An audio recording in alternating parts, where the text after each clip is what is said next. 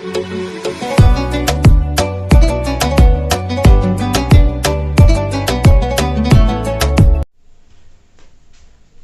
Everyone, कैसे हो आप लोग। दिस इज सत्यम और आज हम स्टार्ट करने वाले हैं क्लास 12 का इलेक्ट्रिसिटी का लेक्चर नंबर 4 और जिसमें आज हम पढ़ेंगे resistance depends of flowing factor, कुछ रेजिस्टिविटी पढ़ेंगे आज। ठीक है, आज मेन जो पढ़ाई होगी वो रेजिस्टिविटी की होगी। ठीक है, इसके प्रीवियस लेक्चर में हमने रेजिस्टेंस के बारे में पढ़ा था। ठीक है, वो फॉर्मूला ड्राइव किए थे हम लोग वीना वाला, I = VD देन यहां से यहां तक पहुंचे थे हम लोग। ठीक है, इसको एक बार फिर से रिकैप कर लेते हैं। कॉपी पेन निकाल के रेडी हो जाओ, 30 मिनट के लिए मस्ती करना बंद कर दो। ठीक है, रेडी, काउंट कर रहे हैं 1 2 3 4 5 6 7 8 9, जल्दी जल्दी फटाफट रेडी हो जाओ। देखो हो गए रेडी। जब भी आप देख रहे हो गुड मॉर्निंग, गुड नाइट और गुड नून, जब भी आप देख रहे हो। ठीक है, सभी प्यारे स्टूडेंट देखो, resistance depend on flowing factor, इसको हम थोड़ा सा देर में देखेंगे, थोड़ी देर के बाद। पहले इसको देख लेते हैं, ये सब 10th की बातें हैं। रेजिस्टेंस किन किन बातों पे डिपेंड करता है? लेंथ ऑफ कंडक्टर पे डिपेंड करता है। अगर किसी वायर का लेंथ बढ़ता है तो उसमें रेजिस्टेंस बढ़ता है। जैसे मैं कहूं कि इतनी छोटी सी तार है, इतनी छोटी सी वायर है, HW के बैटरी लेके देखो, झड़ाक से मारेगा, एकदम झड़ाक से लाइन मारेगा।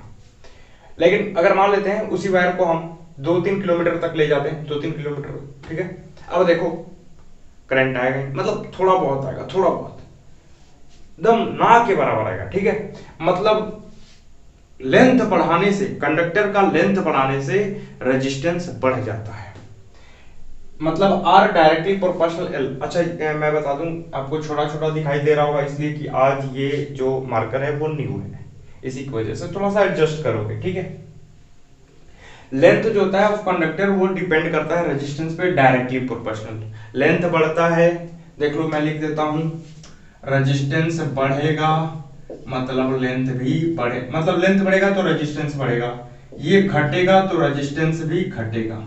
ये कहानी समझ में आई? अब दूसरी बात करते हैं क्रॉस सेक्शन एरिया। तो क्रॉस सेक्शन एरिया इसको बोलते हैं, इसको बोलते हैं क्रॉस सेक्शन एरिया। देख लो, इसको बोलते हैं क्रॉस सेक्शन एरिया।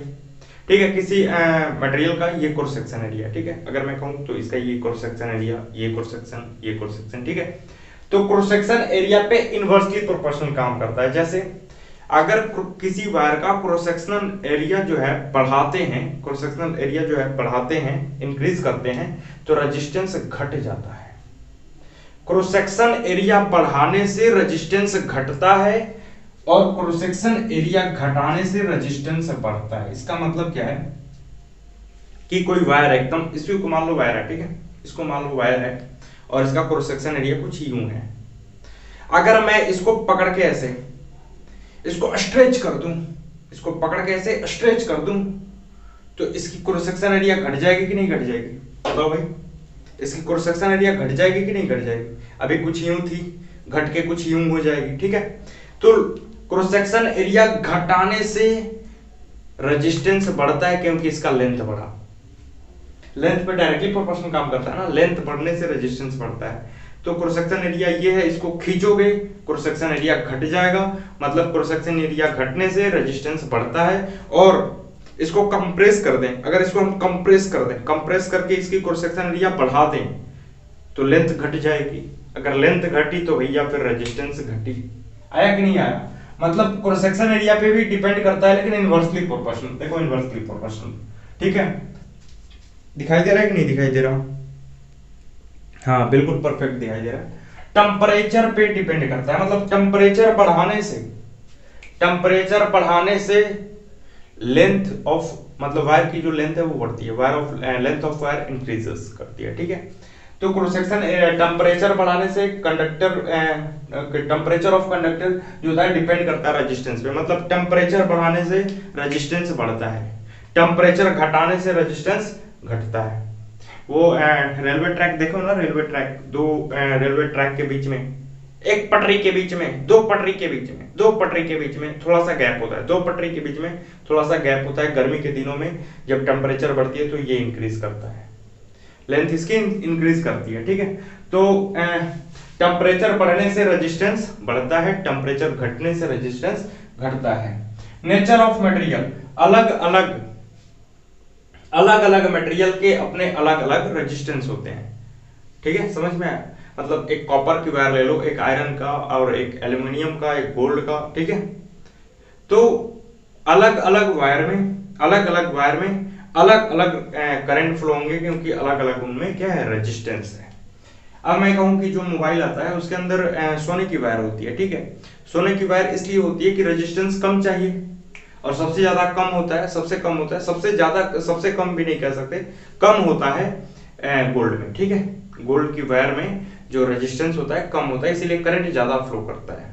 हमको मोबाइल में जल्दी जल्दी चलाना होता है, तो हम लोग किसका यूज करते हैं, मान लो यूज कर दिए एल्यूमिनियम का, ऐसे किए तो 10 मिनट के बाद खुला, ठीक है।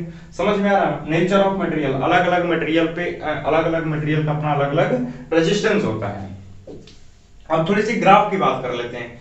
तो इसको बोलते हैं वीआई ग्राफ। क्या बोलते हैं इसको? इसको बोलते हैं वीआई ग्राफ। वीआई ग्राफ, इसको बोलते हैं वीआई ग्राफ। इसका मतलब है potential difference current graph. Potential difference current graph, दोनों का जो कांस्टेंट है ये v equal to I R, पढ़े होगे इसके प्रीवियस लेक्चर जाके पढ़ो, v equal to I R. तो v और i का क्या बताता है भाई, रेजिस्टेंस बताता है, ठीक है। तो ये जो कांस्टेंट है ये क्या है भाई, रेजिस्टेंस है, ठीक है, रेजिस्टेंस है। और tan theta equal to v by R, देखो यहां से tan थीटा निकाल सकते हो, तो ये रहा थीटा और ये i, और इसी को आप यहां कर लोगे, इसको आप यहां ड्रॉन कर लोगे यहां, तो ये v हो जाएगा, ठीक है। और देखो tan थीटा आप निकाल सकते हो, theta equal to p by, tan theta का क्या होता है, p बाई v, तो ये p और ये v बाई i। यहां तक समझ में आया कि नहीं आया? ठीक है, आगे बढ़ते हैं। ये सब 10th वाली बातें हैं भाई। एक फॉर्मूला क्रिएट हो गया v equal to I R Ohm's law से। अब देखो हम उठाते हैं इक्वेशन फ्रॉम इक्वेशन 1 एंड 2। पहले इक्वेशन और दूसरे इक्वेशन को देखो तो पाओगे कि रेजिस्टेंस जो है डायरेक्टली प्रोपोर्शनल है लेंथ के, और रेजिस्टेंस जो है इनवर्सली प्रोपोर्शनल है क्रॉस सेक्शन एरिया के। देख लो, है कि नहीं? मतलब जो रेजिस्टेंस है वो डायरेक्टली प्रोपोर्शनल है लेंथ के, और रेजिस्टेंस है वो इनवर्सली प्रोपोर्शनल है क्रॉस सेक्शन एरिया के। तो फ्रॉम इक्वेशन 1 एंड 2 से लिख सकते हैं, दोनों में r कॉमन है, r यहाँ पे, ये इक्वेशन 1 रहा, ये इक्वेशन 2, ठीक है। पहले ही इक्वेशन बन चुका है, r कॉमन और प्रोपोर्शनलिटी भी कॉमन, l बटे a लिख सकते हैं। और इस प्रोपोर्शनल को हटाने के लिए r equal to rho l बटे a,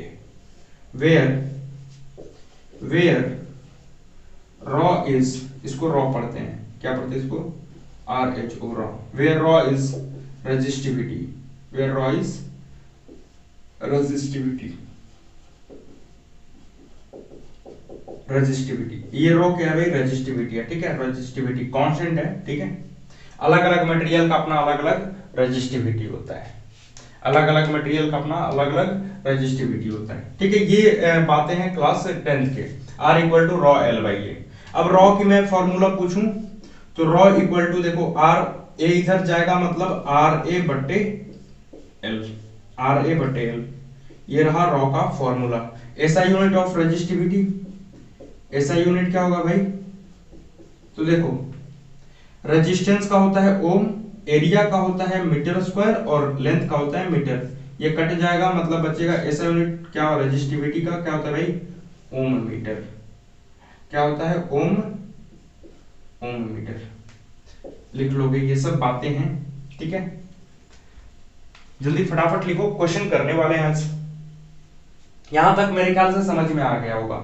R equal to rho L by A, proportional हटाएंगे, रॉ लगाएंगे। रॉ क्या है भाई, रेजिस्टिविटी है। अलग अलग मटेरियल का अपना अलग अलग रेजिस्टिविटी होता है। रेजिस्टिविटी को रॉ से, RHO रॉ से रिप्रेजेंट करते हैं, उसका सिंबल ये है। और rho equal to RA by L, then इसको लिख सकते हैं ओम मीटर। ऐसा यूनिट क्या होता है भाई, ओम मीटर। रेजिस्टेंस का ओम, एरिया का मीटर स्क्वायर, लेंथ का मीटर, मीटर कट जाएगा, ओम मीटर। समझ में आया कि नहीं आया?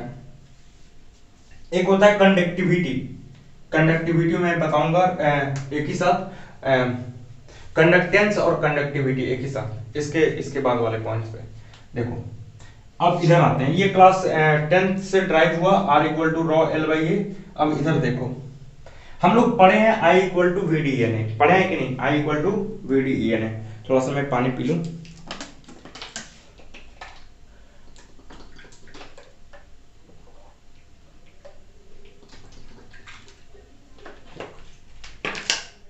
देखोगे I equal to V D N A, ठीक है, ये हम पढ़े भी ना।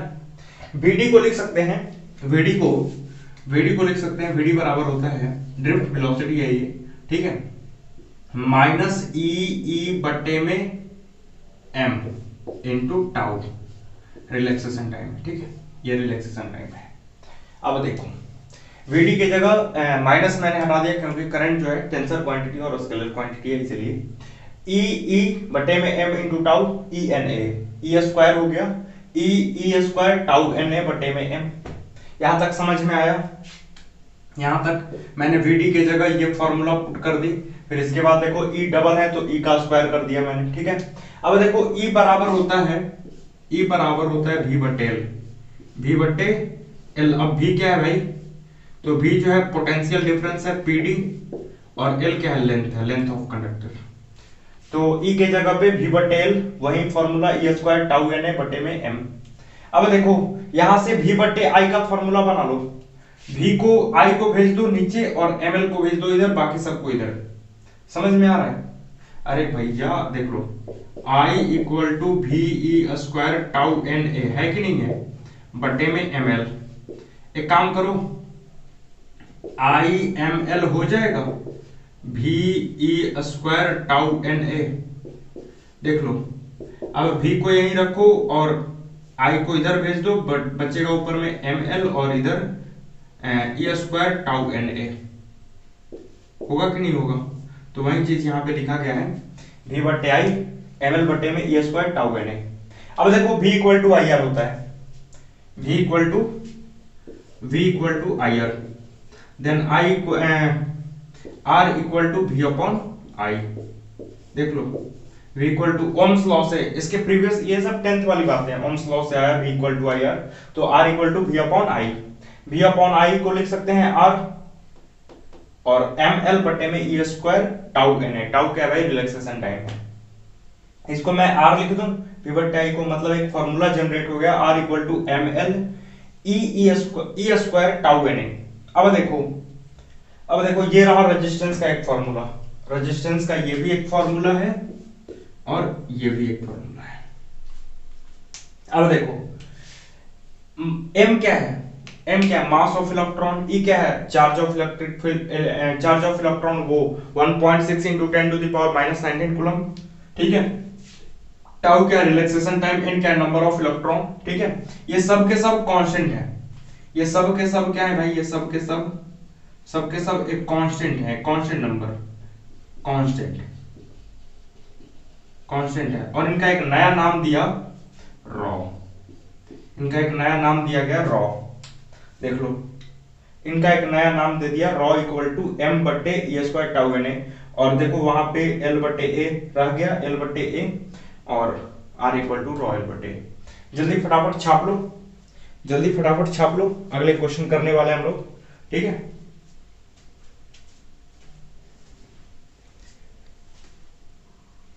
जल्दी फटाफट कॉपी कर लो।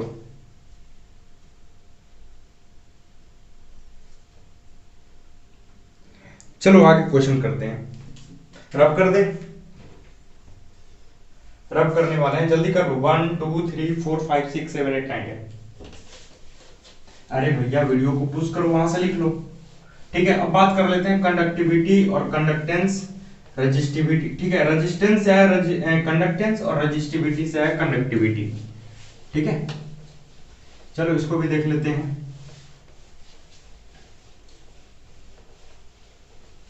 अभी बहुत रेजिस्टेंस रेजिस्टिविटी से भी बहुत सारे लेक्चर बनने वाले हैं, अभी 2-3 और बनेंगे, सीरीज पैरेलल, ठीक है। अब देखो दो फार्मूला मिला, कौन? R equal to V upon I, मतलब V equal to I R, और दूसरा R equal to rho L by A. अब देखो कंडक्टेंस क्या होता है, कंडक्टेंस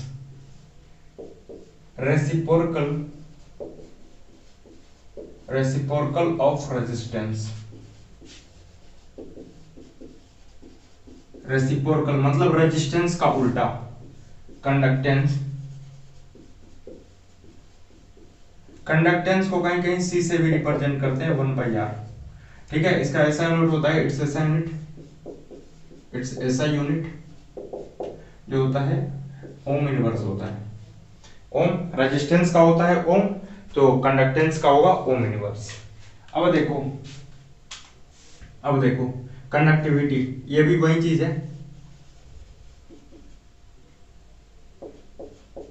कंडक्टिविटी इसको हम लोग करते हैं ओमेगा से, ठीक है, ओमेगा से।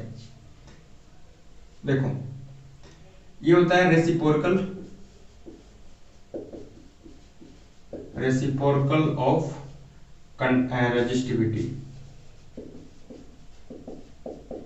रेजिस्टिविटी, ठीक है। रेसिप्रोकल ऑफ रेजिस्टिविटी मतलब सिग्मा इक्वल टू 1/ρ। अब हम पढ़े हैं इट्स ऐसा यूनिट, ऐसा यूनिट क्या होगा भाई, तो अभी पढ़े हैं इसका रॉ का क्या होता है भाई, ओम मीटर होता है, तो ये हो जाएगा ओम इनवर्स मीटर इनवर्स। फटाफट लिख लो, अब जा रहे हैं हम लोग क्वेश्चन करने, फटाफट लिख लो।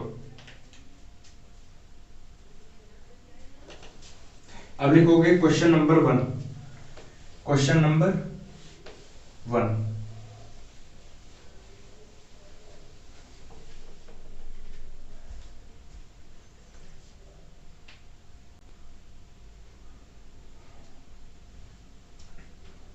एक क्वेश्चन है, a wire of length L has resistance R. This wire is stretched 2 times its original length, ठीक है। और क्या कह रहा है भाई, the its original length find its new resistance। इसका कहने का मतलब है कि एक वायर है जिसका लेंथ L है, ठीक है। मान लेते हैं एक वायर है जिसका लेंथ L है और इसका रेजिस्टेंस R है। दिस वायर इज स्ट्रेच, इसको हम स्ट्रेच कर रहे हैं 2 टाइम्स, ठीक है। तो आपको बताना है ओरिजिनल लेंथ से 2 टाइम्स इंक्रीज कर रहे हैं, फाइंड इट्स न्यू रेजिस्टेंस। चलो इसको सॉल्व करते हैं, ठीक है। फटाफट पहले तो आप सॉल्व करो, 2 मिनट का समय देते हैं, जल्दी फटाफट वीडियो को पुश करो फिर सॉल्व करो। ये क्लास 10th वाली सवाल है भाई। चलो अब हम करते हैं। देखो क्वेश्चन में दे रखा क्या, क्वेश्चन में दे रखा है कोई वायर है, ठीक है, कोई वायर है जिसका लेंथ L है, जिसका लेंथ L है और क्रॉस सेक्शन एरिया मान लेते हैं इसका A है और रेजिस्टेंस इसका R है। तो हो जाएगा R equal to rho L बटे A, इक्वेशन नंबर 1। अब इसको हम स्ट्रेच कर रहे हैं 2 टाइम्स, इसको क्या कर रहे हैं भाई, हम स्ट्रेच कर रहे हैं 2 टाइम्स इसको स्ट्रेच कर रहे हैं। तो इसकी क्रॉस सेक्शन एरिया हो जाएगी A/2, आधा घट जाएगा और लेंथ हो जाएगा 12 और रेजिस्टेंस हमको R डैश नहीं मालूम, तो लिख सकते हैं ना इसको R dash equal to rho 12 बटे A/2। अब यहां से ही हो जाएगा रॉ 2 पर चल जाएगा 4L बटे A, इक्वेशन नंबर 2। देख लो R equal to rho L by A होता है, तो R dash equal to rho L के जगह पे 12 और क्रॉस सेक्शन एरिया A/2, 2 जाएगा ऊपर यानी कि 4L बटे, इक्वेशन नंबर 1 और 2 फ्रॉम इक्वेशन 1 and 2 से देखोगे R डैश बटे R, तो R डैश वाली फॉर्मूला लिखो, उसके पास रॉ 4L बटे A और R का फॉर्मूला लिखो रॉ L बटे A। अब देखो मान लेते हैं ये लोहे की वायर है, तो खींचेंगे तो चांदी की होगी नहीं, मतलब रेजिस्टिविटी चेंज होगा नहीं, मतलब दोनों में रेजिस्टिविटी सेम है, यानी कि ये कट जाएगा, A से A मरेगा, L से L मरेगा, यानी बचेगा 4। तो अब देखो आर डैश बट्टे में आर, आर की वैल्यू कितनी है भाई, आर है, इक्वल टू 4, यानी आर डैश की वैल्यू आएगा 4r, दैट इज आंसर। जल्दी कर लो फटाक से, ठीक है, खटाक से मारो, इस क्वेश्चन को सॉल्व करो, खटाक से सॉल्व करो, खटाक से सॉल्व करो। देखो समझ में आया कि नहीं आया? A wire of length L has resistance R, this wire is stretch its twice than original length is ये, ठीक है। तो आप एक इक्वेशन बनाओगे, एक यहां से इक्वेशन बनाओगे, ठीक है, सॉल्व हो जाएगा। फिर मान लेते हैं इसी क्वेश्चन को हाफ कर देते हैं, कंप्रेस्ड, इसको कंप्रेस्ड कर लेते हैं, ठीक है, कंप्रेस्ड, कंप्रेस्ड कर लेते हैं, हाफ,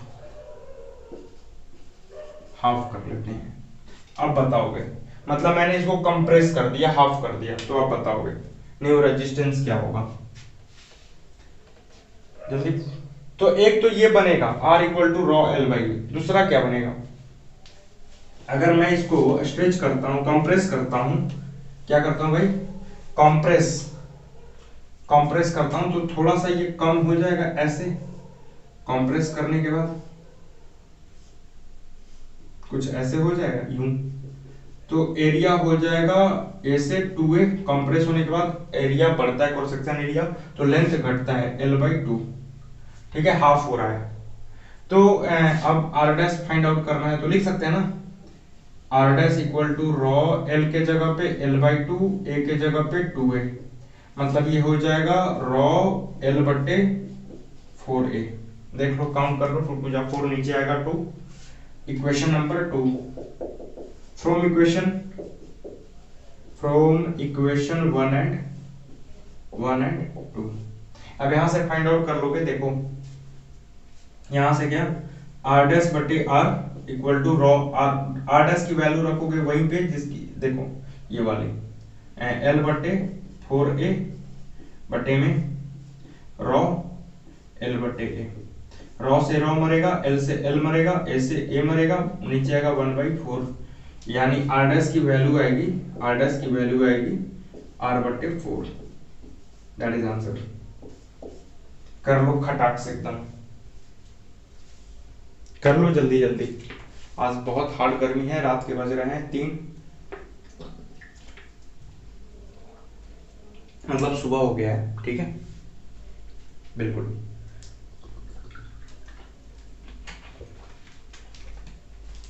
वो सुबह हो गया लेकिन रात ही भूला जाता है कि रात के बज रहा है, एक्चुअली सुबह हो गया, नींद भी थोड़ा थोड़ा आ रहा है मेरे को, लेकिन फिर भी लेक्चर चलेगा, फिर भी लेक्चर चलेगा।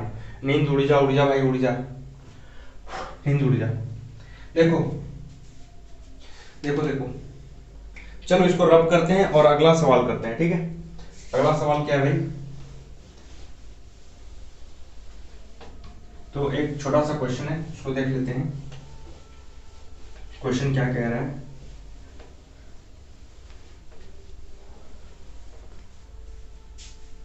देखो क्वेश्चन निकालते हैं, 72,092।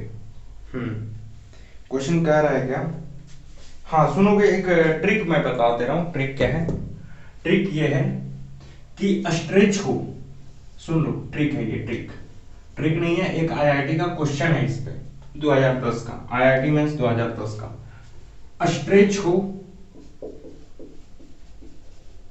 स्ट्रेच्ड हो या कंप्रेस्ड हो, तो एक फॉर्मूला लगाएंगे, R dash equal to n square R, और इसी फॉर्मूले से खटाक से सॉल्व हो जाएगा आपका क्वेश्चन। जैसे मैं कहूं कि एक वायर है जिसका लेंथ L है, ठीक है, जिसका लेंथ L है, और क्रॉस सेक्शन एरिया कुछ A है, ठीक है, और इसका रेजिस्टेंस मान लेते हैं 2 ओम का है, ठीक है, कितने ओम का है, मान लेते हैं R का है, ठीक है, क्या दिक्कत, R ही है, ठीक, R है। इसको हम आंसर आ रहा था 4R, इसका आंसर आ रहा था 4R, इसको जब हम ट्वाइस स्ट्रेच करते हैं, ट्वाइस, इतना गंदा फिगर कैसे बन गया भाई, ले और गंदा बन गया। रुक जाओ 1 मिनट। इतना बढ़िया फिगर बनता है, कैसे कचरा बन रहेगा भाई। देखो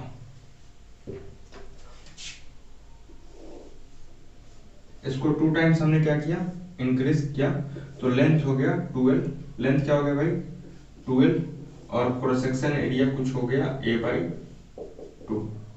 तो हम फॉर्मूला पे देखते हैं, ठीक है। r डैश हमको चाहिए, तो r dash equal to n क्या है भाई, n जो है लिख लोगे, n क्या है लेंथ,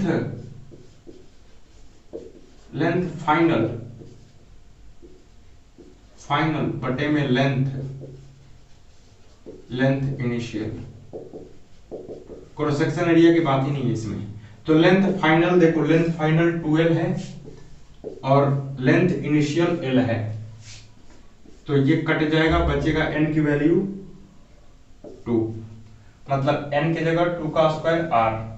रेजिस्टेंस पहला क्या दिया हुआ है भाई r, ये रेजिस्टेंस ओरिजिनल है, ये ओरिजिनल रेजिस्टेंस है, ओरिजिनल रेजिस्टेंस। तो ओरिजिनल रेजिस्टेंस r दिया हुआ है, तो यहां से हो जाएगा 2 का स्क्वायर 4r। देखो r डैश यही आ रहा था क्या 4r। समझ में आया कि नहीं आया, स्ट्रेच हो या कंप्रेस हो, ठीक है। वो भी आएगा, वो भी जब हम कंप्रेस कर रहे थे तो शायद देख लो। अरे फॉर्मूला याद रखो, r dash equal to n square r। Stretch का क्वेश्चन हो, 2 टाइम्स 3 टाइम्स 4 टाइम्स स्ट्रेच कर रहे हो, या 2 टाइम्स 3 टाइम्स इसको कंप्रेस कर रहे हो, तो इसी पे बन जाएगा। बस आपको लेंथ आनी चाहिए, लेंथ फाइनल बटे लेंथ इनिशियल। n की फॉर्मूला होती है LF, n equal to LF by LI। LF क्या है और LI क्या है, तो लेंथ फाइनल स्ट्रेच करने के बाद लेंथ कितना हुआ और पहले लेंथ कितना था, ये लिखना है, उसका n का वैल्यू हो जाएगा, और फिर r मतलब ओरिजिनल रेजिस्टेंस क्या है, फिर एकदम खटाक से सॉल्व हो जाएगा एकदम 2 सेकंड में, ठीक है।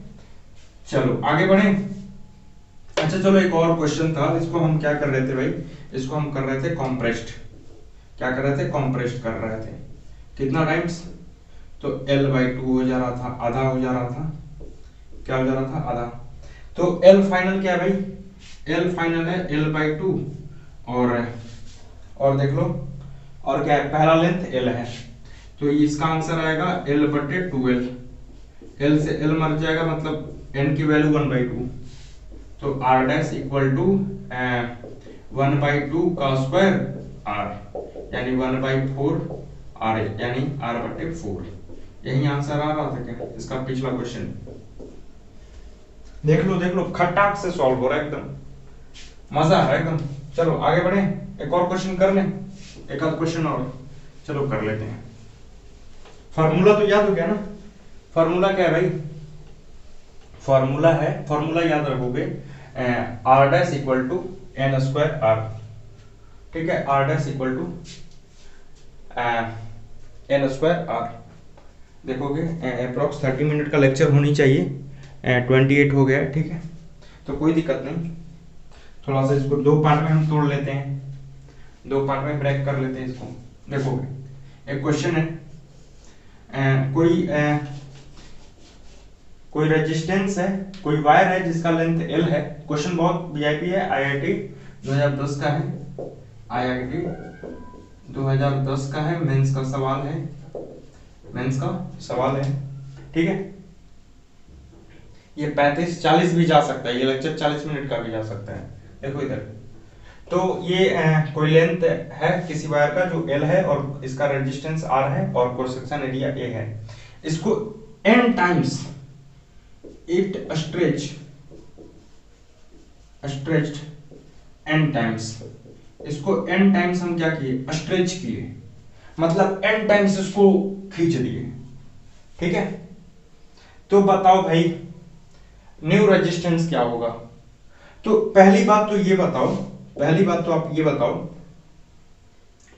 बताओ कि अगर मैं उसको n टाइम्स इंक्रीज कर दूं, मान लो n टाइम्स है ये, ठीक है, n टाइम्स इंक्रीज कर दिया, तो कुछ लेंथ एल डैश होगा, कुछ लेंथ होगा, ठीक है, और क्रॉस सेक्शन एरिया भी क्या होगा, कुछ ए डैश होगा, और रेजिस्टेंस क्या होगा, आर डैश होगा। समझ में आ रहा है कि नहीं आ रहा है? मान लो कोई वायर है जिसका लेंथ एल है, रेजिस्टेंस आर है, क्रॉस सेक्शन एरिया ए है, उसको n टाइम्स इंक्रीज किए, तो मान लो लेंथ बहुत बड़ा ए डैश आएगा, कुछ तो आएगा लेंथ, तो हमने मान लिया उस लेंथ को L dash. Cross section area बहुत बड़ा बहुत छोटा होगा, बहुत छोटा, लेंथ बहुत बढ़ रहा है ना, तो क्रॉस सेक्शन एरिया बहुत छोटा होगा, तो मान लेते हैं ए डैश होगा, ठीक है, कुछ तो होगा, और उसका रेजिस्टेंस भी तो कुछ तो होगा, तो मैंने मान लिया आर डैश, ठीक है। अब बात करते हैं थोड़ा वॉल्यूम की, इस वायर की वॉल्यूम ऑफ वायर। तो देखो पहले जितना वॉल्यूम था उतना ही बाद में भी वॉल्यूम होगा। मान लो पहले फील लो, अभी जितना इस वायर का अभी जितना वॉल्यूम है, देख लो इस वायर का अभी जितना अंदर में वॉल्यूम है, इसके खींचने के बाद भी वही वॉल्यूम होगा। मान लो कि आपके घर में ऐसे स्क्वायर में है, आपका घर जो रूम जो है स्क्वायर में है, उसमें 20 चेयर लग रहे हैं, 10 ऐसे 10 ऐसे। समझ में आ रहा है कि नहीं? मान लो ये आपका रूम है और 8 चेयर ऐसे लग रहे हैं, 8 चेयर ऐसे, मतलब इसमें वॉल्यूम कितने लोग बैठ सकते हैं, 8 दूना 16, 4 4 4 4 का स्क्वायर, ठीक है, 8 चेयर। देख लो इस रूम में बॉयज इधर बैठे हैं, बॉयज और गर्ल्स इधर, ठीक है, गर्ल्स इधर, ठीक है, नहीं कोई कह सकता कि आपने गर्ल्स को आगे बैठाया है, ठीक है सर गर्ल्स तो आगे बैठे, नहीं ऐसा नहीं, ठीक है। अरे भैया वो प्यार मोहब्बत वाली बातें छोड़ो, ठीक है, गर्ल्स आगे बैठती थी, हम पीछे से देखते थे, नोट्स देखते थे, आपका नोट्स बहुत बढ़िया है, ठीक है, वो वाली बातें छोड़ो, ठीक है। देखो तो मान लेते हैं रूम की कुछ वॉल्यूम है, अब हम इसको कंप्रेस्ड कर या स्ट्रेच कर दें तो कुछ यूं बन जाएगा, यूं ऐसे, यूं कुछ ऐसे बन जाएगा, लेकिन हाँ वॉल्यूम वही रहेगी, उतना ही चेयर लगेंगे। देखो 1 2 3 4 5 6 7 8 9 10 11 12 13 14 15 16। समझ में आया कि नहीं आया? वॉल्यूम में कोई बदलाव नहीं होगा। वॉल्यूम अभी जितने पार्टिकल हैं उसको कंप्रेस करो या स्ट्रेच करो, उतना ही हम आएंगे उसमें, मतलब उतना ही आएंगे, उतना ही पार्टिकल आएंगे। तो मैं कह रहा हूं कि वॉल्यूम जितना पहले है उतना बाद में भी है। वॉल्यूम बिफोर आफ्टर कोई बदलाव नहीं हुआ, जितना पहले था उसी के बराबर वॉल्यूम अभी भी है। अब वॉल्यूम को इक्वल टू होता है एरिया इंटू लेंथ, और इधर भी होगा एरिया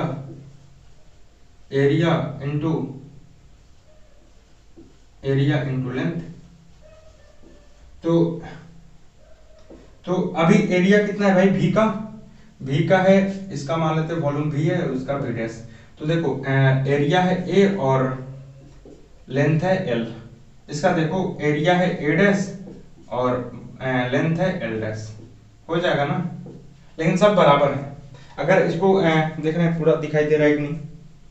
हाँ बिल्कुल दिखाई दे रहा है। अब देखो इसको मैं कहूं कि a into L equal to A dash equal into L dash, तो थोड़ा सा इधर उधर कर ले, इसको क्रिस क्रॉस मेथड कर ले, मतलब a बटे में A dash equal to L dash बटे में एल क्या, एल डैश क्या भाई, फाइनल लेंथ, एल फाइनल है, एल एफ है, और एल क्या भाई, एल इनिशियल है, लेंथ इनिशियल।